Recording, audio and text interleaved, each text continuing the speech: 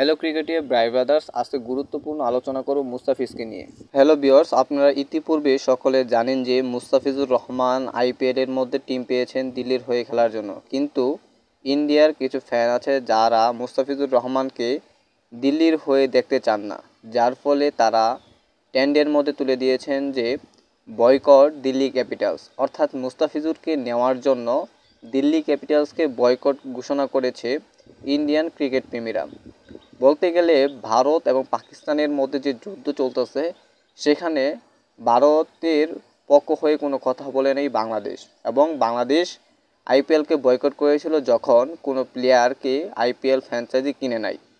তখন এর প্রতিক্রিয়া হিসাবে ইন্ডিয়ান ক্রিকেট ফ্যানরাও মুস্তাফিজকে কেন দিল্লি ক্যাপিটালস কিনলো সেজন্য বাংলাদেশের কে বয়কট করেছে তারা, এবং দিল্লি ক্যাপিটালসকে বয়কট করেছে তারা।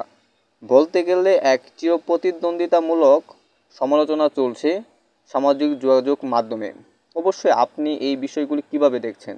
ক্রিকেটের মধ্যে এমনটা হতেই পারে, কিন্তু এই বলে এমনটা হবে যা অত্যন্ত লজ্জার বিষয় ক্রিকেটের জন্য। আর আপনার গুরুত্বপূর্ণ মতামত জানিয়ে দেন যে মুস্তাফিজুর রহমান কি আইপিএলে যাওয়া উচিত নাকি না, বা আপনার কি প্রতিক্রিয়া এই সব কমেন্টের জন্য বা এই সব কর্মকাণ্ডের জন্য।